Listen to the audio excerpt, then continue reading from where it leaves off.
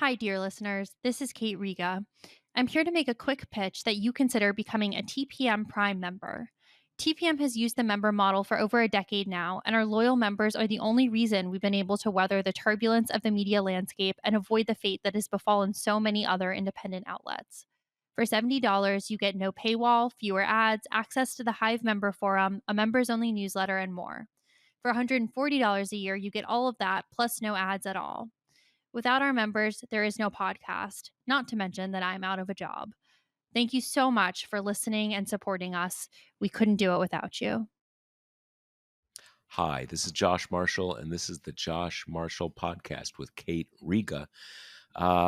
We've got a lot of things to talk about, and kind of a disparate list of things to talk about in today's episode. Just before we got started, we were talking about the things that happened since the last episode. And before we started the episode, we were talking about, remember that Trump immunity thing way back when, a few months ago, when the the Supreme Court justices basically let us know that, like, all bets are off, and you know Trump should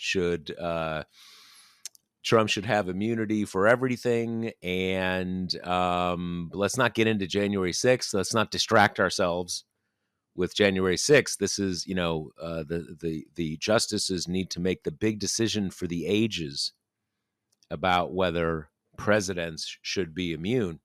Now, needless to say, that was not months ago. That was like 4 days ago, or not 4 days ago, but I guess it was like 5 days ago, but pretty close, right?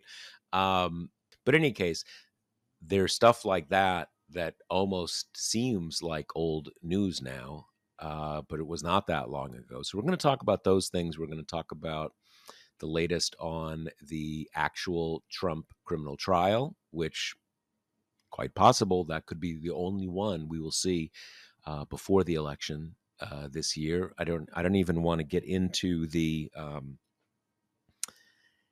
guessing and prediction game about whether it's going to be the only trial. There's certainly a decent chance of that now, but I think, as in so many things these days, there's there is a competitive there's a contest that goes on between people to be as cynical as possible. And I mean, there's good reason to be as cynical as possible. Don't get me wrong.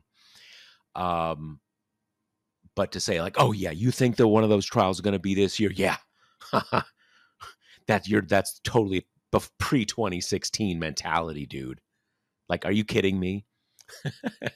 And the truth is, we don't know. We could have this Jack Smith trial this year. If I had to bet, I'd bet against it at this point, in large part because of what happened during that hearing last Thursday. But the truth is, we don't know, and it's also okay to say that we don't know about certain things when we don't know, and not be in this kind of, again, there's that kind of one-upsmanship that we are all living within now, to not be the person who kind of thought one thing and has to be saying, oh, I guess I was naive to think that or the other. And some of that came up in the immediate aftermath of that hearing last Thursday. And I'm gonna bring in Kate in a moment, since she's the one who actually knows what happened during that hearing, was covering it live for us, as she does basically uh, all of the big court hearings.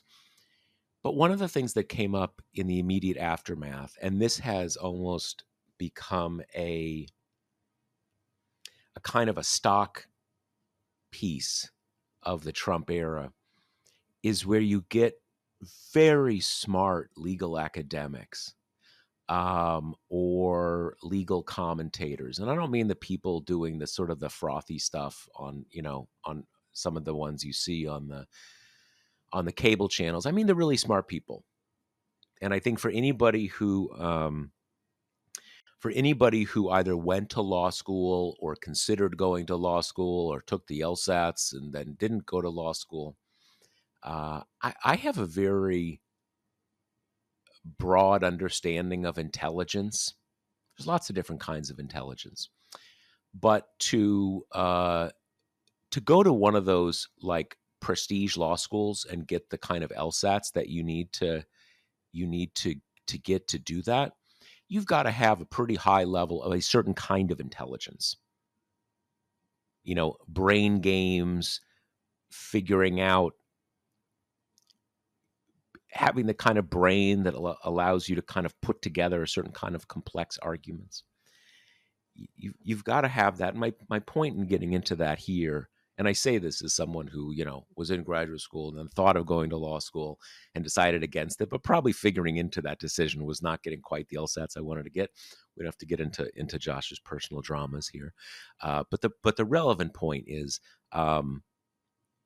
these are very smart people, and they're people who really believe in the law, right? They're really bought into this stuff.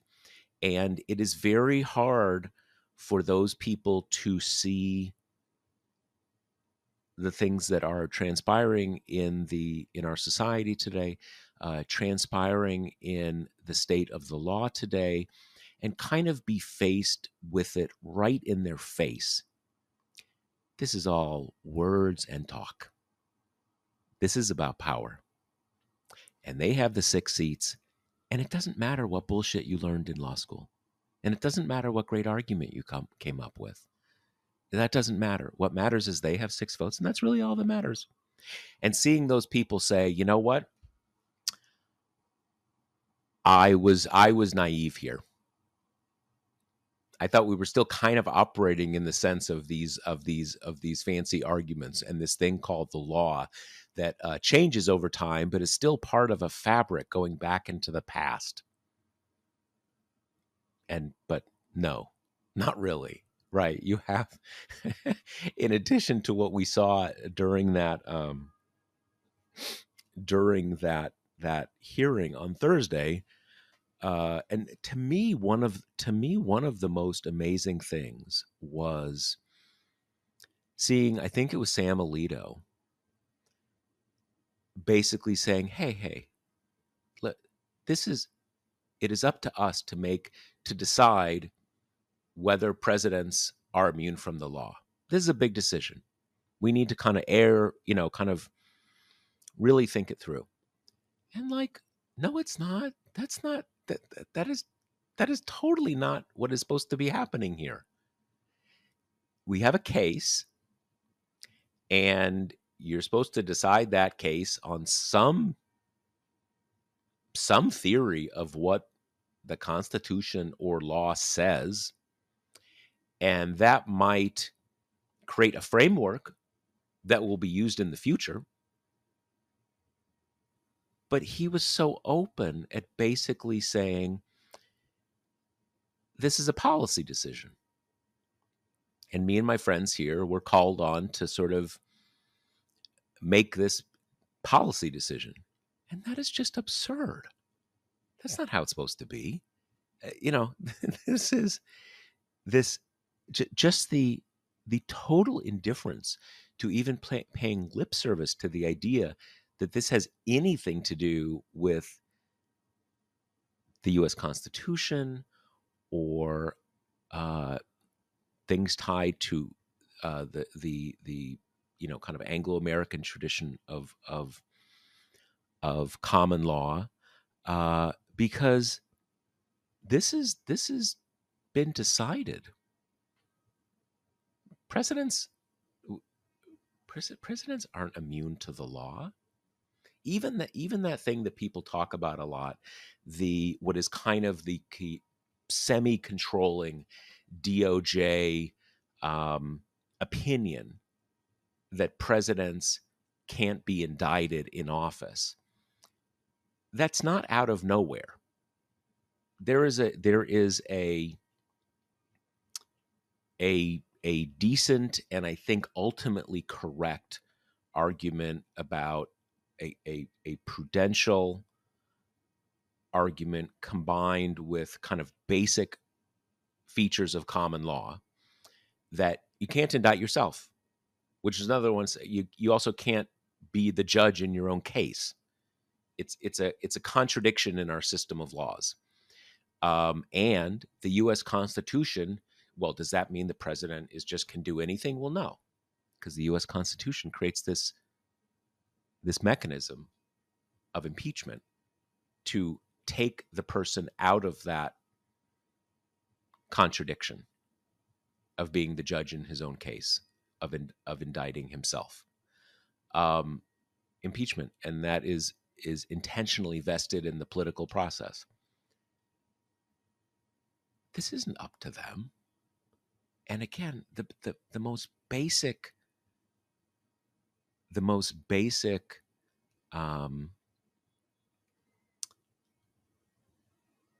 concept of judicial review, the kind of what the literal foundation of it, the cement under the building, what it sits on, is this idea that you have cases and someone has to review the cases,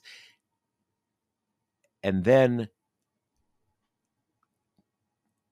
case law, since it's the highest court in the land, becomes sort of operative about future issues. Okay. So the idea that kind of like, well, this is, what are we talking about January 6th for?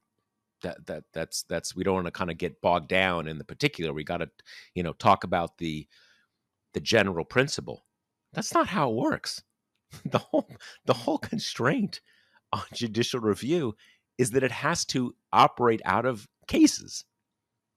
And if you really want to talk about what is supposed to be about conservative jurisprudence, is you're supposed to be just stick to the cases, not make up new things kind of broadly, kind of like what's the least what is the least action we have to take to resolve this issue before us. Anyway, just it's a corrupt court. These people are thoroughly corrupt, and it is always quaint and in its own way kind of sad to see people who have not realized that, and it's sad because these are people who've dedicated themselves to a vision of what the law is, and it is kind of inherently difficult to see what it is devolved into. So that is my little speech. Kate, tell us what happened in that hearing, the immunity hearing. So, I mean, like you kind of alluded to in the intro, I think the conventional wisdom going in was they've already thrown Trump all kinds of little gifts here, right? That includes taking it up at all, not just letting the DC circuit be the last word. That includes taking, weeks to respond at every juncture, taking weeks to schedule the oral argument, now potentially taking weeks to hand down a decision. All of that was a And the cumulative. first thing of not taking Smith up on it when he said, "Hey, Right, we which was got to move back in quick." December. Yeah, yeah. So that's a cumulative, the moment they started oral arguments, that was a 4-month gift to Donald Trump. That was 4 months of delay that they had enabled on this one spoke of the January 6th case. We haven't even gotten into the merits yet. But I think the conventional wisdom was they did all that. That's bad. You could still have the plausible deniability of, well, these courts move slowly and the Supreme Court should have the last word on issues of this level of import. And okay, fine. Pretty much as soon as the arguments started, though, it became really clear that we were not headed for a place where they were going to say DC Circuit was right, rubber stamp that, kind of back down to the district court to proceed on the merits and get going. And even in that version of events, it seemed pretty unlikely that the whole gamut of the appellate process would wrap up before November.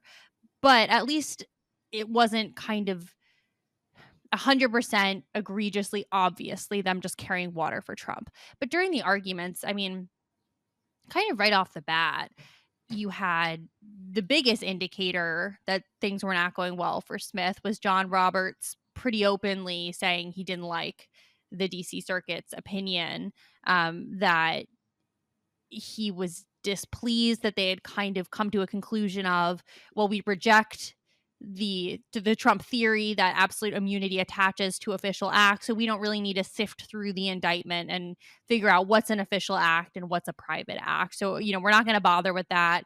This theory is no good, and that's that. He was really displeased by that.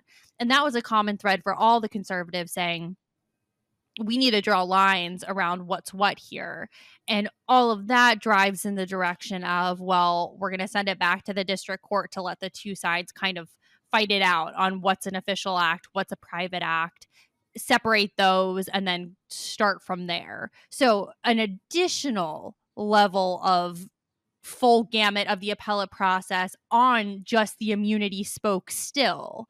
Um, and that is kind of where the brunt of the court seems to be. It seems like we're going to get some kind of outcome that's like that, but some went further. I mean, some on the right clearly felt that this whole prosecution was unconstitutional and would have been down with just dismissing it altogether. But I didn't quite get the sense that Roberts or Barrett would go along with that. Can I ask you there, is it on the kind of like throw this out entirely? Did you get the sense that that went beyond Thomas and Alito? I guess Kavanaugh. Well, you tell me. Did it? Yeah, What did it seem Gorsuch like? didn't like it. Gorsuch might have joined that train. Kavanaugh was pretty aggro for him, which was another early sign that this wasn't going to go Smith's way, because, you can't really afford to lose Kavanaugh in a case where the liberals are going to win. Um, so Barrett was kind of the most interesting conservative here, because she put Trump's lawyer on the spot and said, okay, we read off charge by charge in the indictment and said, is this an official act or a private act? Official or private? Official or private? And then she kind of circled back when the DOJ lawyer was up and said, how do you want to proceed? Here are your options. Either we're going to drop this back down to the district court and have them sift through, figure out what's what, or would you be content with just kind of accepting what Trump's lawyer divided each charge and then proceeding with the trial from there? So, letting Trump's team kind of be the one who is deciding what charges Trump could be charged on. But the bonus is you just keep going, right? You don't have to like go back down and kind of do all this immunity sifting. And he was like, yeah, I'll take the latter, basically, because by this point in the arguments, it was pretty clear that was, if that was even possible. And I'm not at all sure that kind of Gorsuch, Kavanaugh, the crazies would let that happen, that was the best possible outcome for Smith by that point. Wait, the best possible outcome to basically let Trump just throw out as many charges as he wanted and at least get to the trial, or the reverse? Or at least, if not just let Trump be the decider, at least cut down on the back and forth between which acts are which. I Right, don't, right, right. I want to kind of clean up what I just said in terms of, I don't think that the DOJ would just be like, yeah, sure, Trump, like you pick which charges you want to be kind of called on. But, Well, I guess his there's a big, kind of a chicken game here of put Trump on the spot. Okay, which do you think? And then there's right. kind of a like a silent auction, as it were, kind Yeah. of.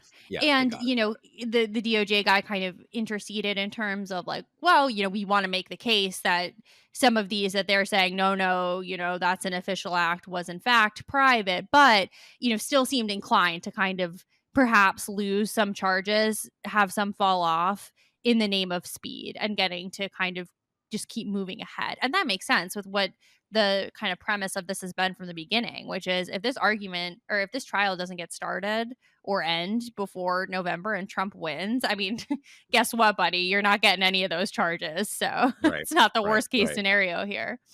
right. Yeah, it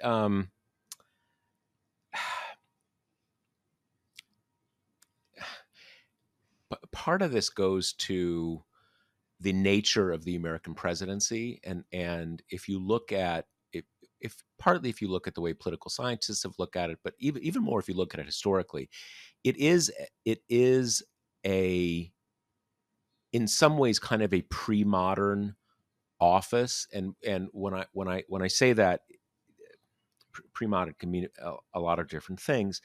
Um, but it is really a kind of it is a creature of the 18th century in the sense that it is a personal office inherently.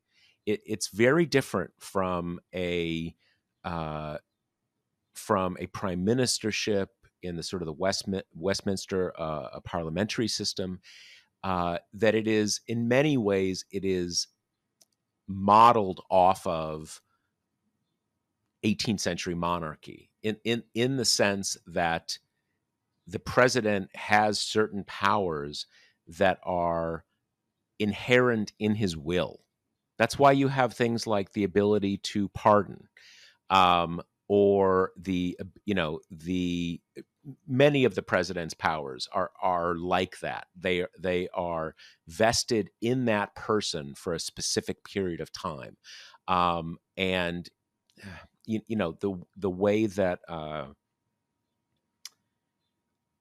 most other political offices that came into existence at a later period are more circumscribed and have the official and personal things that the occupant of the office does be more clearly distinguishable.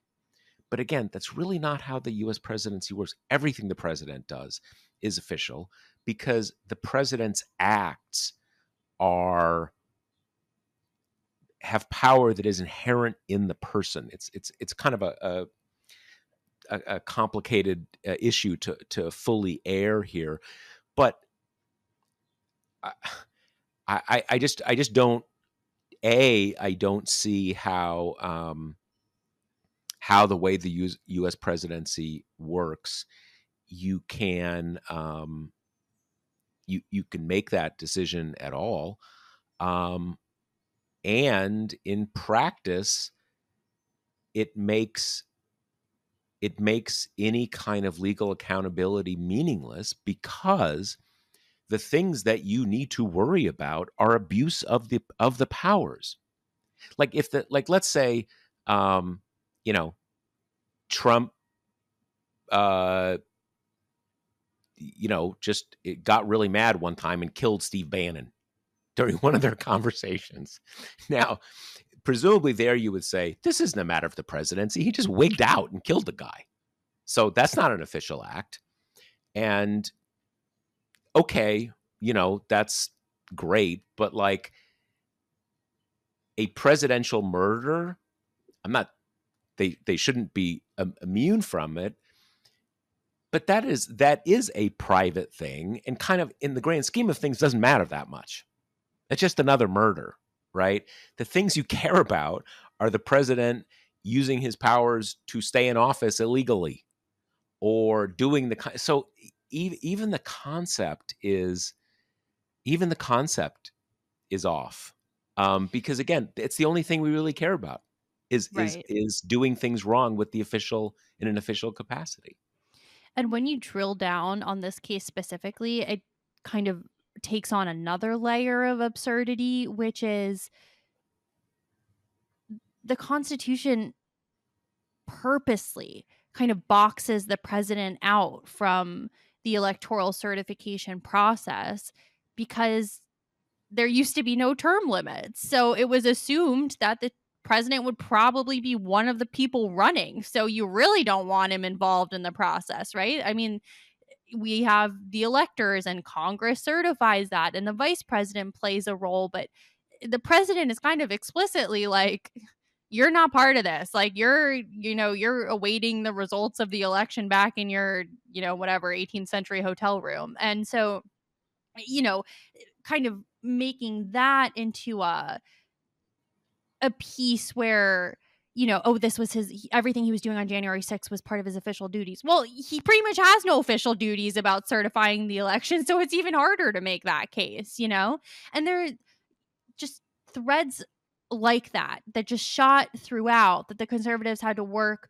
really hard to kind of muddy up because it's just so obvious. It's so crazy to be sitting there kind of spinning a historic yarn about what the framers wanted when like the one thing we know they were really concerned about was a monarchy, right? Was a king who's unbounded by any kind of accountability.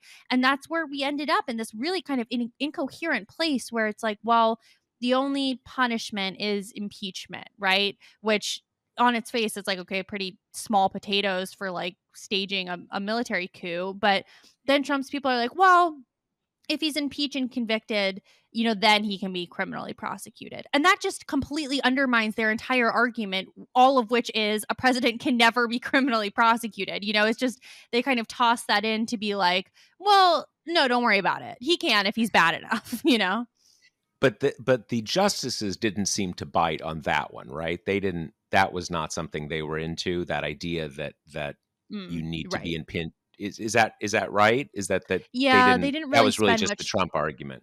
Yeah, they didn't spend much time on that. I mean, where they spent almost all of their time was just this will make it impossible for presidents to do their job. It'll chill conduct. All of the former presidents or all the current presidents will go after the former ones and prosecute them. It'll turn us into a banana republic and kind of et cetera, et cetera, et cetera. And then I thought Ketanji Brown Jackson was like far away the most effective liberal, but she would intercede and be like, presidents have always assumed that they could be prosecuted, like from the beginning of time until now. So why would this be just such a sea change in the way they would act? Except if you get some, wannabe fascists like Trump in office who, blatantly wants to use the power in a corrupt way. So and she was really the other liberals did too, but she was the most consistent one, kind of saying, you guys are so worried about bumming out the president and maybe kind of making him think there are some constraints on what he can do in office. Shouldn't we be really concerned about the opposite, that we're going to have emboldened presidents who know that they can just do anything under the imprimatur of their office without without having to worry at all? Like at worst, you get impeached and convicted. That's not so bad. Yeah, that is a feature, not a bug. That is Right. literally the whole point. You want presidents to think about, I better not do anything that is illegal because I could be prosecuted in the future. That's We all live under that, right? I mean, like if I go out and I get mad at someone, I don't shoot them because it's gonna, the fact that I could be prosecuted for murder chills my behavior. That's Right. living in society, right? That's the point. And the point you made about um, you know what the president was doing in his office on January 4th or January 5th or January 6th, and kind of twiddling his thumbs because he doesn't have anything. He's not, he doesn't. The Constitution doesn't prescribe a role. Is another way of kind of making the point about what the presidency is. Just being there, he's presidenting because he's the president, and he doesn't need to have a prescribed role because again he's the president. Most city councilmen or aldermen or whatever, their offices are designed in such a way that it's obvious that when they're at home having dinner, they're not aldermaning, they're just a regular person, right? And so uh that's not official acts because they're only aldermen when they kind of put on the alderman clothes at work and do these specific things. They're chairing, they're gaveling in the meeting and stuff like that. President doesn't work that way. Everything he does, he's president. And again, that's something about that is uh, that is something built into the office and is because the office was created in the 18th century when you didn't really have these ideas of didn't have quite the same ideas as of kind of magistrates who have certain kind of limited set of responsibilities, blah blah blah blah. It's pretty it's pretty not upsetting in the sense that I expect different from these justices, uh, But again, that has always been that chilling. We want that chilling. And even, cuz I sometimes people say, "Well, what if Biden is indicted? What if Trump wins, Trump becomes president, and then he indicts Biden?" And my response to that is like, I certainly hope that doesn't happen. But Biden's a grown up. I'm not saying it's no big deal, but like, and I would hope, and I think, in fact, that he knows that might happen, and he's enough of a grown up and enough of a patriot that if that's where it's going to go, we'll deal with that when we get to it, because we know the world we're living in, and I don't know, if we as the American people sort of give you the keys, you can be the president. There might be some downsides to that. I want you to kind of say, like, yeah, a future president could abuse his office, and there's jury trial, so hopefully I won't be convicted, but they could certainly make my life really unpleasant. I'm going to say, like, I want you to accept that that's a possibility, right? Again, and that doesn't mean it's good, but it goes back to the earlier point. I mean, look, we know that there is a certain percentage chance that presidents get assassinated because people are crazy, and they are sort of drawn like moths to a flame to the power of the presidency. And if you run for president, I think we all understand that you just kind of take that on. That part, it's one of the risks of the job, and that's just a risk of this job, and that's why I fully expect, if God forbid Biden loses and Trump becomes president again, he's not going to run off to like Dubai or, I don't know, Taiwan, or who, I don't know, where does the U.S. president go to seek asylum. I expect him to stay right here in the United States because he's an American, and we don't run away. We kind of we stick with the work of this country, even if power is abused. So it's such a um, it's such a it's such a crazy concept, and well, it's just a crazy concept. I'm not sure it Yeah. requires any more belaboring than that. Sotomayor had like a pretty poignant little passage that's really similar to what you just said, where she was like, we have a system and it's not perfect and we make a lot of mistakes, but we get more right than we get wrong. And kind of part of living the whole, American experiment is having faith that the system will work, while kind of working to fix it. And I thought it was stark in this moment where, all of the conservative justices were basically saying, if former presidents were indicted, right? Like were put up against a jury trial. I mean, they weren't even entertaining the possibility that he could have a fair hearing in that case, that a jury could identify a president acting on nothing more than vindictiveness and kind of going after a political rival, right? I mean, these people are the top of the system and they have absolutely zero faith in it. Yeah, no, it's really awful, and it goes. People are very understandably very kind of worked up about this particular situation, and I think the best you were talking about before, that many of us assumed the way this court operates is they will give the GOP, they will give the Trump everything they can within, except when it just makes them look absurd, Mhm. right? They'll throw him every bone. And many of us I kind of assumed that we'd hit that limit with this. They delayed it 6 months. They did him a real solid, but now we're kind of uh, now we are kind of at the end of that. But yeah, there's be making the same point again, I guess. Yeah. Okay, so let's catch up a little bit on the Trump trial.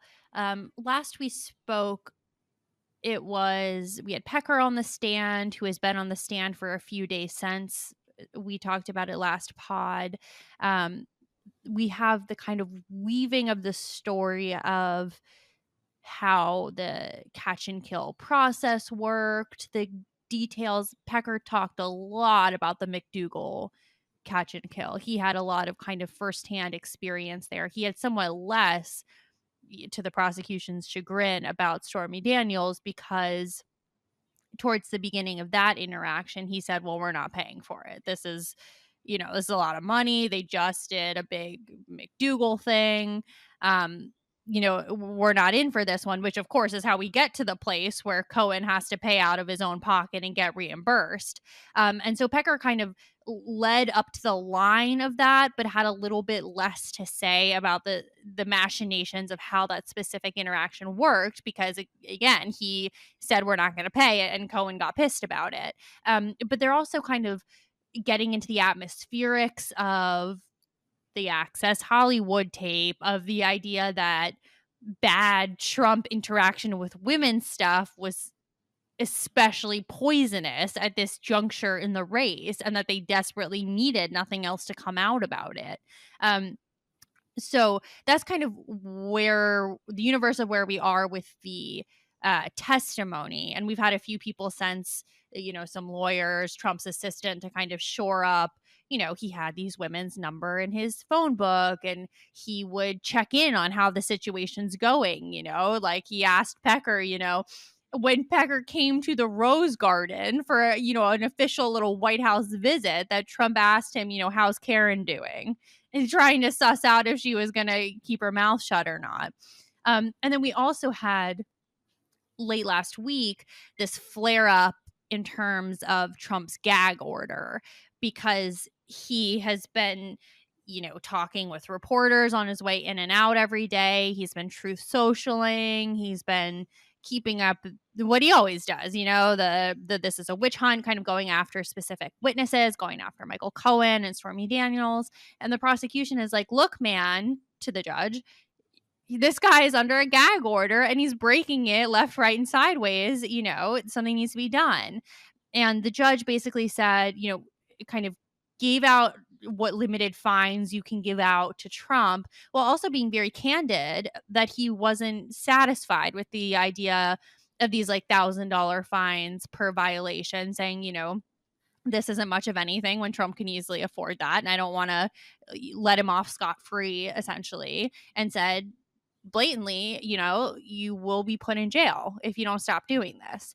So we've kind of touched on this before, this idea of, it feels like Trump's going to keep calling his bluff. And at some point, he might actually either risk looking like kind of a powerless idiot with no control over his court, or swallow putting Trump in jail, But we hit this first inflection point where I think most people are still kind of like, well, it makes sense to have restraint up until this point, right? We're only a few days into this. You don't want to go kind of DEFCON 4 like right off the bat. But I think it's also a notable, slot in the timeline of like, here's where the judge was like, "Listen, pal, I'm not going to let you just get away with this." And then when we inevitably hit the next critical mass of Trump trying to get away with it, he's going to look progressively stupider if he's like, "And here's another, $10,000 in fines," or whatever.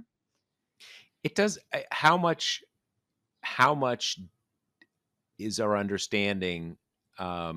Like, how much did he box himself in? Like, because The judge. yeah, because my understanding, he didn't say the next time you do this, you are Right. going to jail. Period. But as you allude to, he kind of he kind of said something like that, kind of basically saying, "Look, I know you can pay. This is like for you, this is like finding you a quarter. Doesn't Right. matter. You're happy to pay these forever. And if you keep doing it, I'm gonna send you to jail." So he kind of did box himself in. It seems like. I don't know. I'm kind of starting to think he is going to put him in jail if he does this, because I don't. Look, I don't know anything about this judge beyond what has happened in this trial so far, and you get an impression of just the person and previous cases and blah blah blah blah blah. But it doesn't sound like someone who gets played with.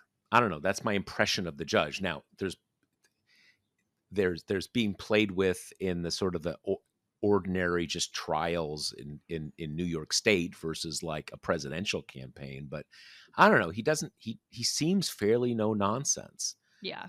Um, Yeah, I agree with that. And I thought, the prosecutors really tried to do the whole like he went after your daughter thing, right? Like put him in irons right now. And I thought he was pretty tempered about it all, and he also kind of cleared up any remaining plausible deniability from the Trump team of being like, well, how could he possibly know that a retweet was an endorsement, and he kind of cleared that away. So I think this first standoff, I think it was resolved correctly. Like he has to put down his marker in the sand. He has to at least pretend to entertain the ignorance of the Trump team.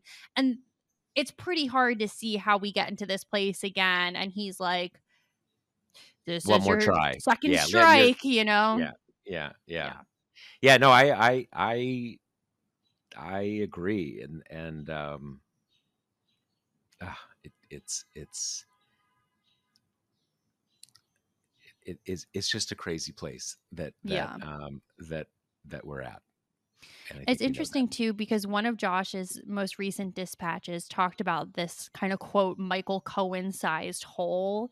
And Mhm, it's going mhm. the way that we thought it would, where you have all these people who are kind of like can talk about Cohen, right? Can talk about can maybe like soften the ground with some of his credibility issues, with some of his temperamental issues. We've had some of the lawyers talking about how he's just like a unpleasant, pissy guy who would get really mad and kind of blow up at you and everything like that. But also, you're starting to kind of shape a story where he had to pay out of his own pocket, and that was unusual, and that's not how this went, and how Trump was mad at Pecker because he kind of is breaking off the way that they usually do things, right? So they're kind of like tiptoeing up to the precipice, and we're obviously going to need Cohen to fill in the details, but we've talked about this before, that the prosecution's biggest problem is that their case is so reliant on Cohen, and he's so problematic as a witness. And I think it's notable the degree to which these kind of peripheral characters are able to at least form up a narrative where your common sense kind of drives you to this place, even if they're not able to say conclusively, I have a recording of Cohen telling Trump, "Pay me back for killing the Stormy Daniels thing," but creating a network where you're like, "This is how it always worked." Cohen was pissed that he had to deal with the story himself.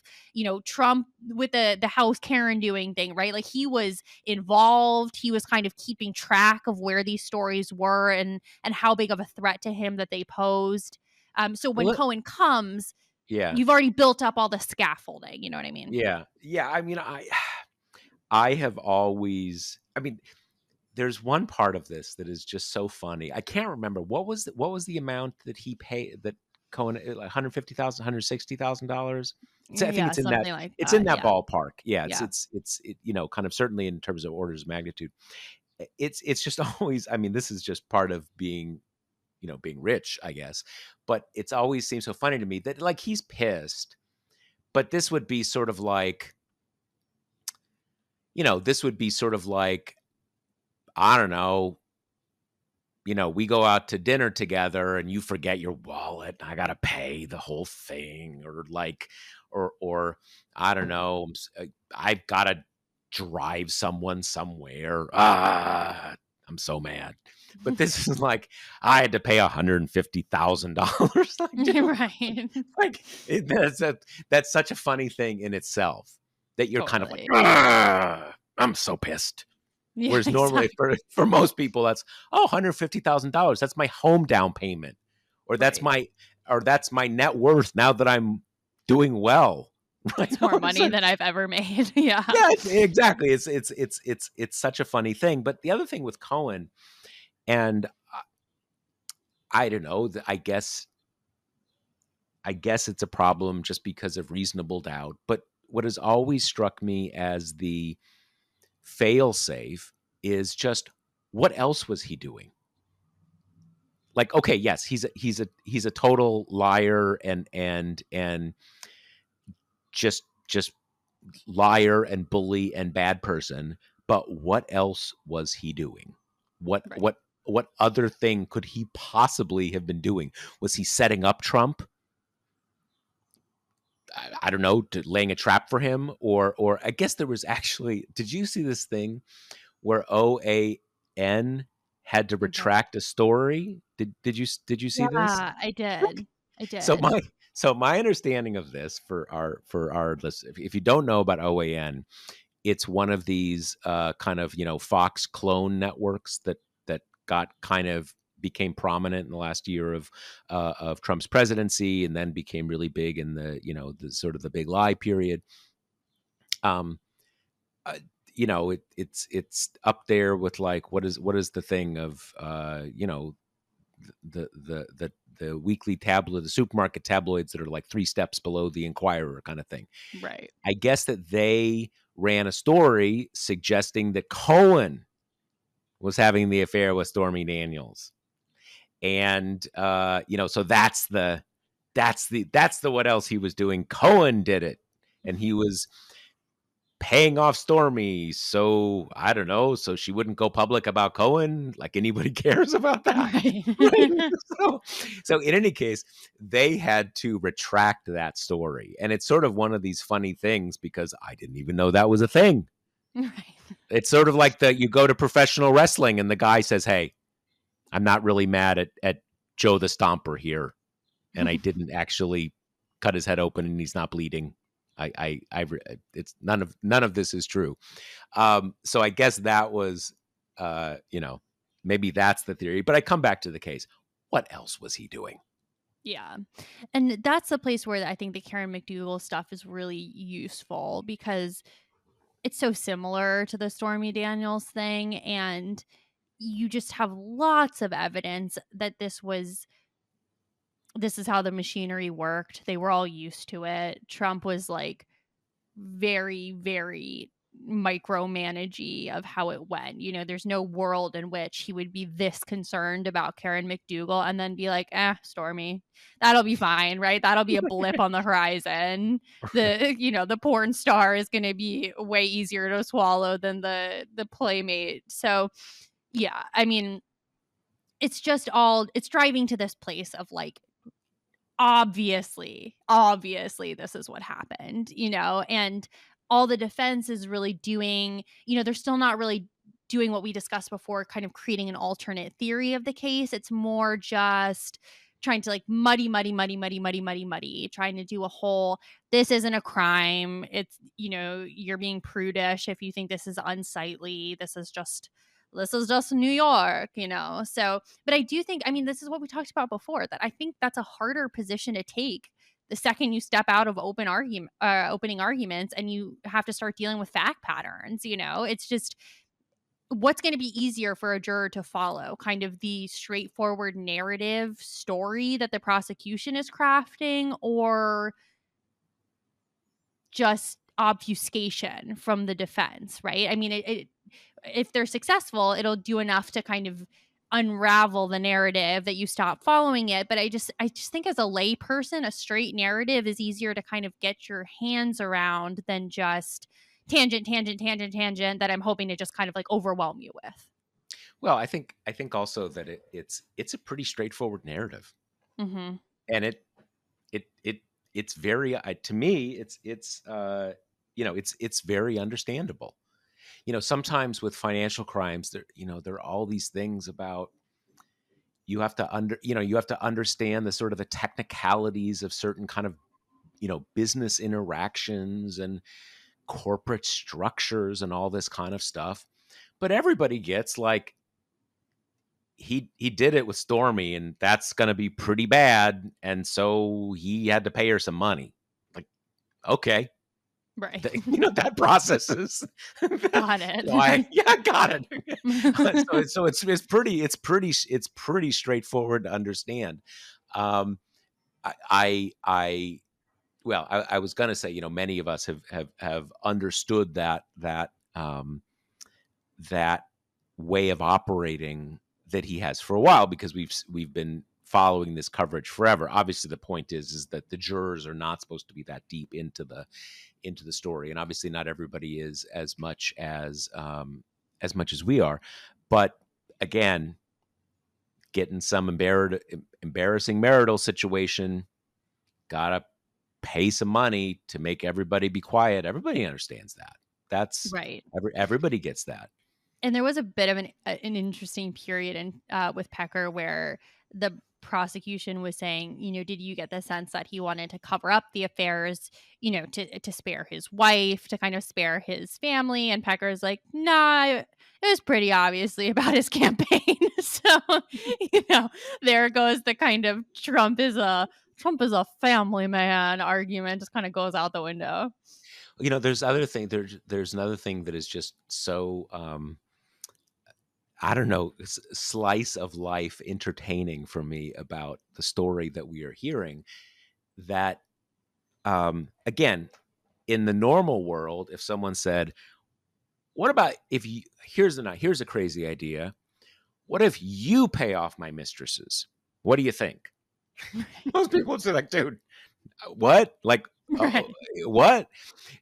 But we know that Pecker was willing to say, okay, I get the logic. I hear where you're coming from. That works for me. Um, but at a certain point, he's like, you guys are really piling it on here. You're really loading me up. And I'm not doing everything.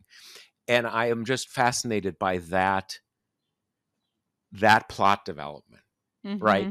He was willing to pay off the mistresses, but at a certain point, he's thinking like, I was thinking 2 or 3, and now we're talking 6 or 7. And who am I? Am I a chump? This is too much. You've got to take care of that one by yourself, right? And I guess this is sort of human interest in the world of mogul catch and kill, right? Everybody's got their limit, and Right. that was the thing, and that's why Michael Cohen got all upset, because now I've got to pay the $150,000. Right. So mad. Exactly. But yeah, slice of life. So we're going to end with a little bit of a grab bag section here. We're recording on Wednesday.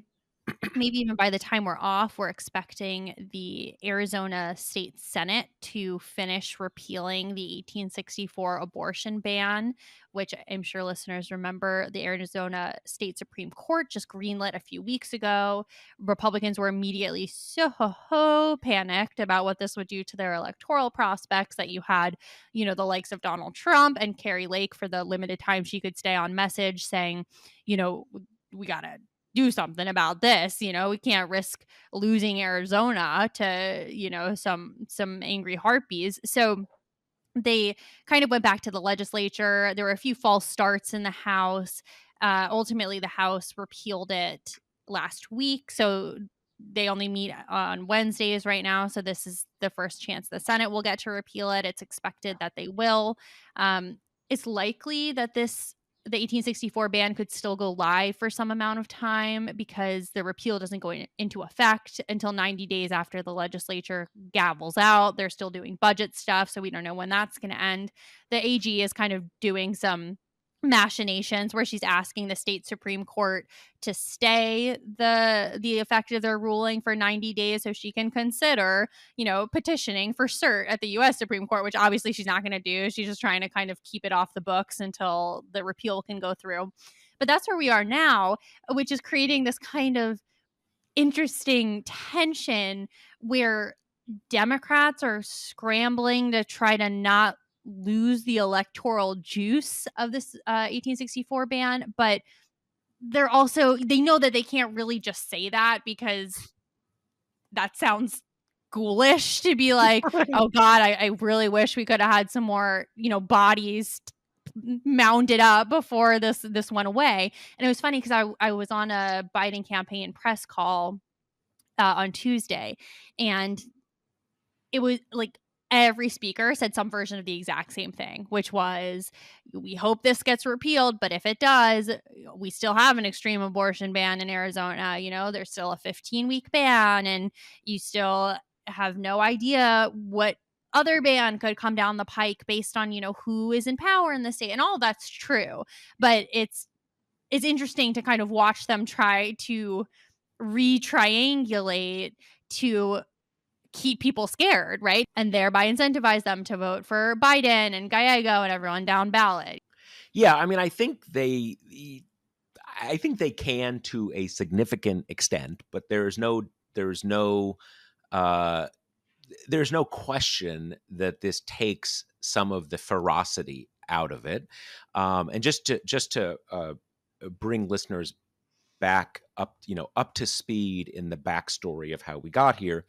Um, Before Katie Hobbs became governor, the previous governor, Doug Ducey, with the Republican legislature, they passed a 15-week ban. So the whole thing with the Supreme Court was, are they going, like, is that 15-week ban that was just passed, 2 years ago or whatever it was, is that going to be the law now that Roe was overturned, or are we going to go all the way back to this 1864 one? And certainly Republicans were hoping, let's do the semi-normal one to not put too much pressure on ourselves. Um, but that was why it was such a shock that the state Supreme Court said, nope, we're going to go back to the 1864, even though that kind of turns on its head how everything works. New laws supersede old laws, but that's what it, and again, the difference between ban from conception to ban to 15 weeks. I mean, 15 weeks is bad, but the vast majority of abortions happen within 15 weeks. The vast majority, something like 95% or something like that. So it's a big difference. And it is certainly the case that it would have had, dramatically more impact on the ground in Arizona if abortion was totally banned. And I believe it was only for the only exception was life of the mother. But as we know, life of the mother ends up being a lot flimsier in practice than it seems in theory, because you get a lot of situations where they're like, you don't seem dead yet to me, let's play this out kind of stories. And you have that case of the woman in Texas where it's not just if you die, it's maybe you become infertile, maybe you lose a limb. I mean, there's all sorts of things that can happen, obviously.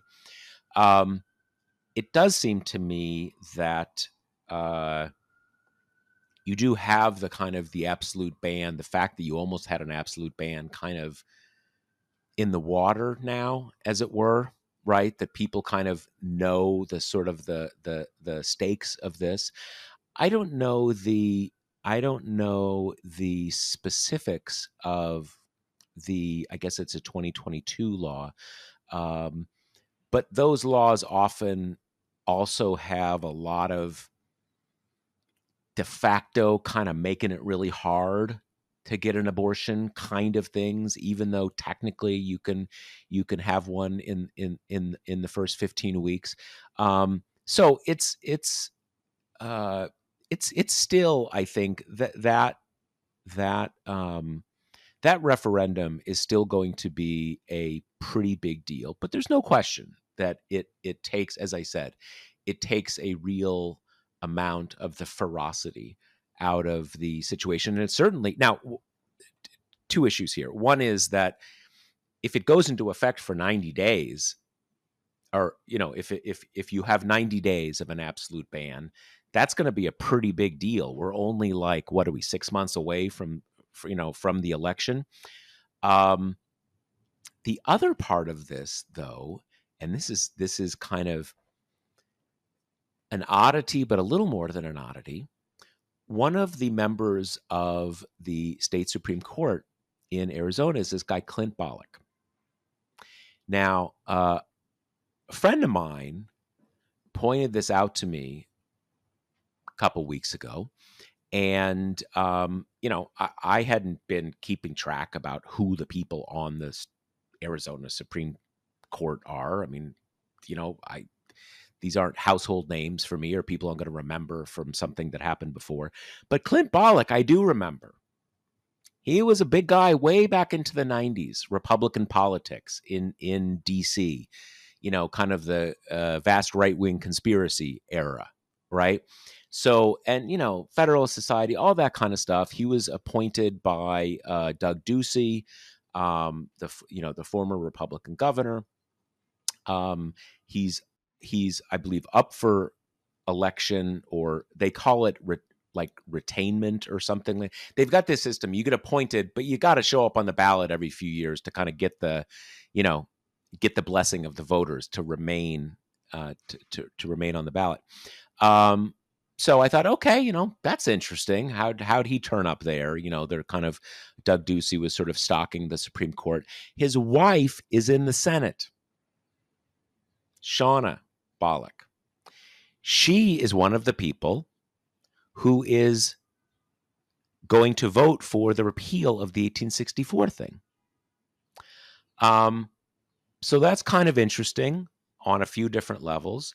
The Bollocks are pretty right wing, and Shauna Bollock was deep in the Arizona, the Arizona franchise of the coup, with all the fake electors stuff and all that stuff. She was deep into that.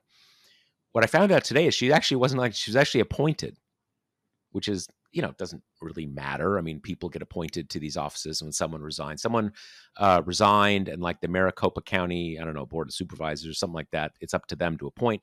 So she's there, and she is defected. And Kate and I were talking about before the episode, like, that's like, isn't she pretty anti-abortion rights? She's pretty crazy. She's got this sort of the Trump big lie stuff. Obviously, coups and anti-abortion rights don't always line up, right? You've got some sort of like freak flag types in the big lie community, I guess. But she has done, and I guess what I'm curious about is my read of at least Clint Bollock and maybe his wife too, is that they're fundamentally political people more than they are ideologues.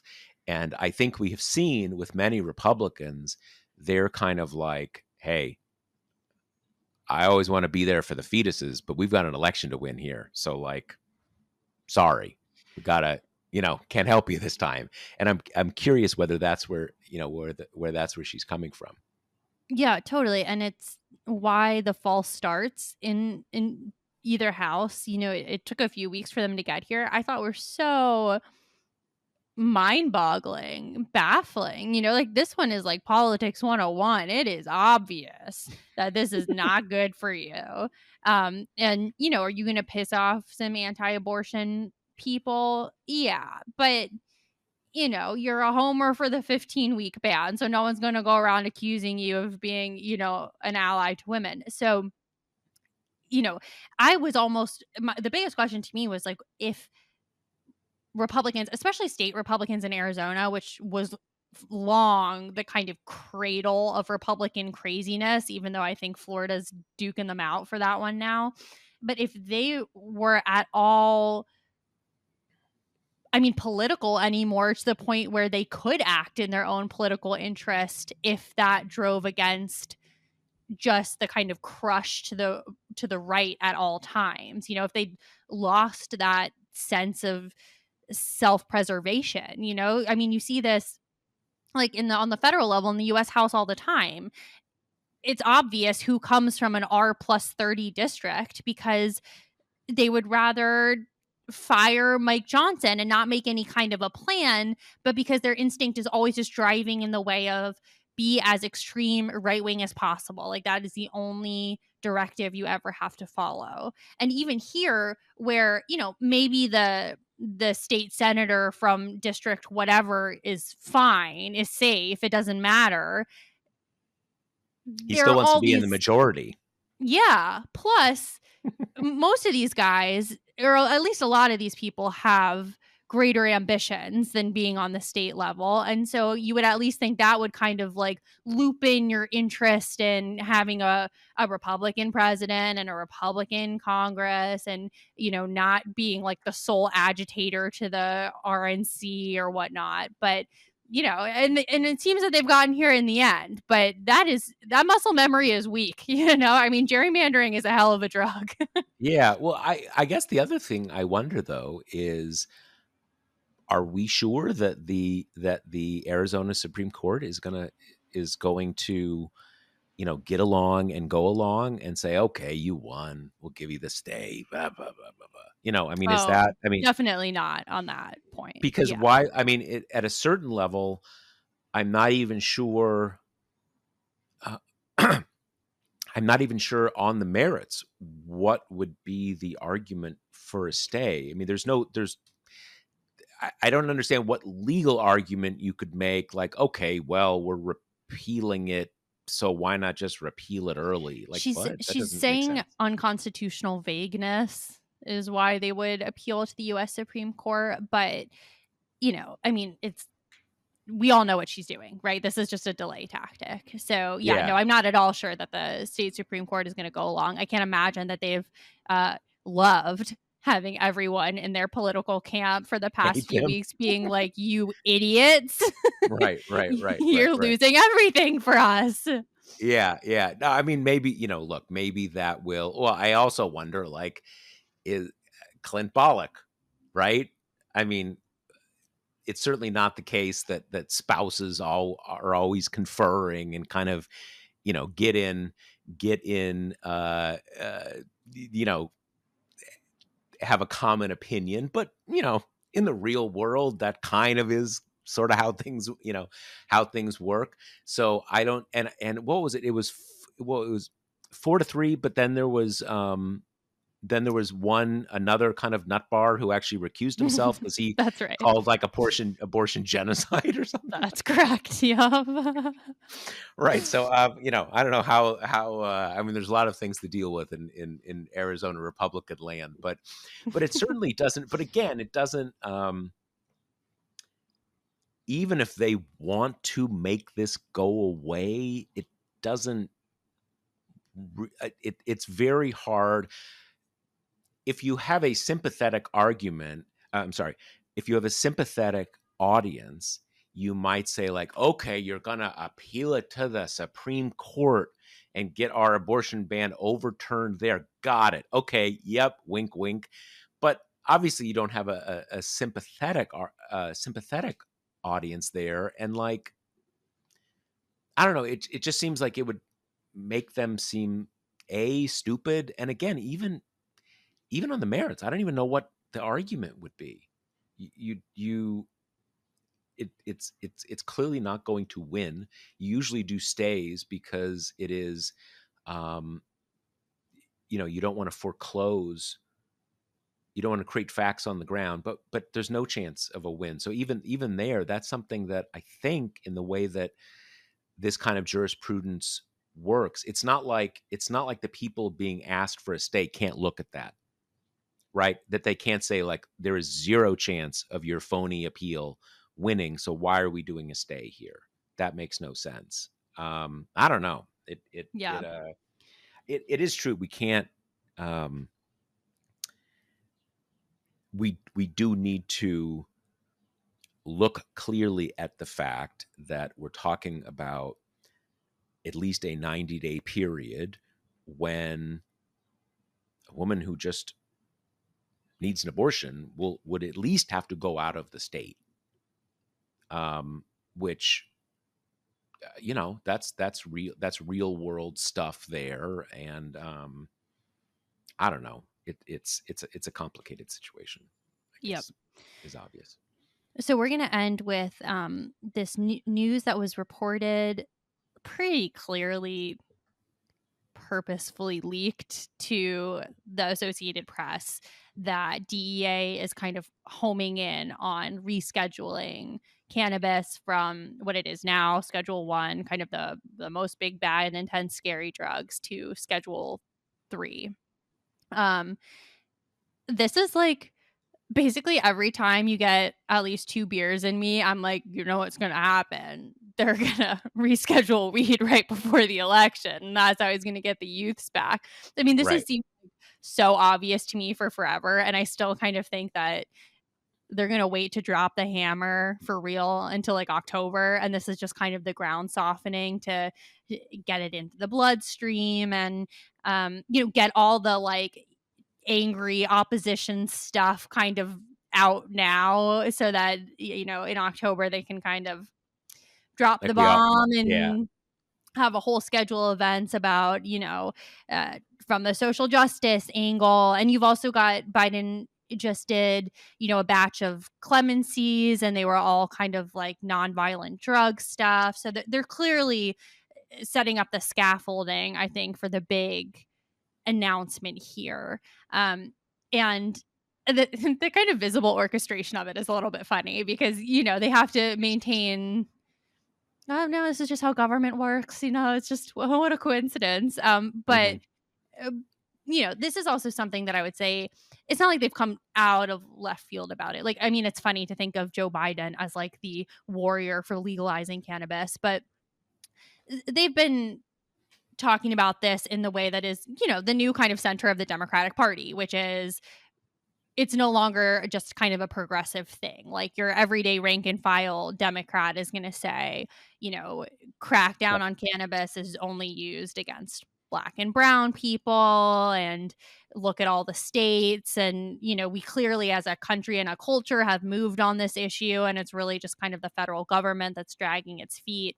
And that's been in the works, from the Biden administration for a long time. But yeah, we now seem like poised for an opportunistic, big change in drug policy on this. And so the current, whichever the schedule it is, my understanding is it is currently on this in the same group as like heroin and That's cocaine. right. Easy to, uh, highly addictive, and quite easy to kill yourself with drugs.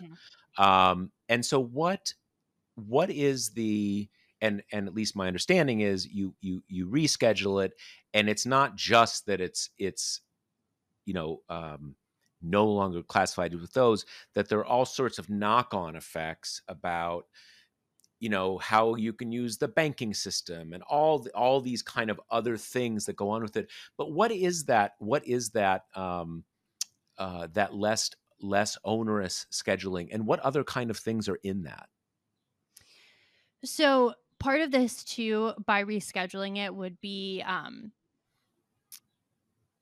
recognizing its medical benefits, Okay. which is a piece. So it wouldn't be kind of going full scale like recreational, but it would ease the tax burden, which is like a huge thing right now. It's really, really taxed. It would make it easier to do clinical studies on cannabis, which are like totally lacking because you can't really do it with Schedule 1 drugs. Um, Yeah, on I don't know if I don't know specifically about the banking stuff, but I know, as you say, that it is coming off a scheduling where the government basically says it's not worth trying to study if it's good for some disease. This is such a dangerous drug. We're not even going to go there. And while I don't know the details about the administrative and banking stuff, that it basically moves it to a classification of drugs where we're not worried if someone's growing it in another country, and we're not, there's all sorts of things that it just, the government no longer cares about, and those kind of things are, you know are a very big deal, not because necessarily it has an immediate effect on what you can do in a already pot legalized state, but that it has these knock-on effects in the economy and foreign policy. So it's a big deal. And you know, one thing to this is kind of going on a tangent. It does it does kind of remind you, as much as this is a good thing, but thinking forward to a potential second Trump administration, is that a lot of things the president can just sort of do, right? And that's cool if it's like it's doing this thing, kind of loosening the, you know, loosening the strictures on marijuana. But there are a lot of the modern American state creates a lot of decision making that it is supposed to go through these processes and public comment periods and this, that, and the other. But at the end of the day, the president has it largely within his or her power to just say, yep, we're doing it. You know, we're going to reschedule a bunch of, you know, kind of career employees and make them political appointees. Yep, I'm feeling it. That's what we're doing.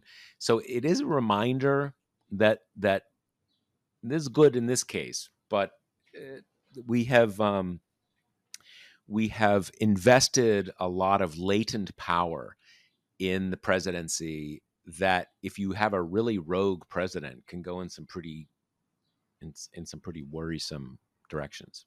Yeah, totally. And just to kind of end with a sense, some other drugs that would be on this new tier with cannabis would be like steroids and testosterone. So, I mean, things that can be abused, but you wouldn't But think have of those in legitimate your purposes. right, exactly. Yeah. And you wouldn't think of that in the category of, heroin and LSD and the other drugs that pretty much everyone except for like right-wing psychos for a long time has been like, well, this is silly, this Yeah. doesn't belong here. Yeah, no, there's no question that even if you think that marijuana should be illegal or heavily restricted, the idea that it is the equivalent of heroin has always been absurd, as you say, Yeah. and everybody has always understood that that And has is just that makes no sense. totally and has just I mean, it's just gotten so increasingly absurd given kind of the state layout right now. I mean, you've got it's not just kind of the brightest blue states who have, now medical and recreational markets. I mean, it's kind of all over the place and it has always been a little bit strange that something like cannabis that has all these medical uses that is so kind of you think of it when you think of like cancer patients or kind of veterans struggling after their service and everything. So, I mean, it's one of those things that's like obvious at this point, and it's good that he's doing it. And you know what? If it helps him get reelected, more power to you, Joe. Yeah, I think it's sort of it's a bit like the dynamics were different. It's a bit like gay marriage in the sense that by the time the Supreme Court got into the case, it was kind of already a largely won Right. issue, and many states had done it or were in the process of doing it, and the Supreme Court just sort of, you know, made it kind of ended the question. And in this case, you know, you have certain very conservative states that are still there, although in some of those states you have a lot of libertarian leanings where they kind of, you know, like maybe some of those intermountain states. But even the states that don't have it, in a lot of cases, you know, it's relatively new in New York State, but that's kind of because of just some political sort of idiosyncrasies. It wasn't like there was like a groundswell against pot or something like that in New York State. So even the states that don't have it now, it's kind of the writings on the wall. Like, what are we doing here? It's just maybe they don't have a referendum process, or you haven't gotten some trifecta to make it work or something like that. So in any case, it is at a minimum, even for people who are not crazy about marijuana or marijuana use. I think everybody kind of realizes, like, it's not something to spend time like busting people over. That's Right. just a waste of time. I think that is an overwhelming belief at this point, and where you get certain where you get people still disagreeing is like we still shouldn't encourage its use. It's not great. It's blah blah blah. And that's where there's still some public debate. But again, on the sort of like, do we put like a quarter of the police budget into busting people for using stuff? Like what? Like that just, I think that does seem like absurd to rightly absurd to a lot of people now. So okay, a lot of quality content, a lot of stuff we got through. We will be back for another episode next week. I guess that's all we got. Yeah. That's right. Yep.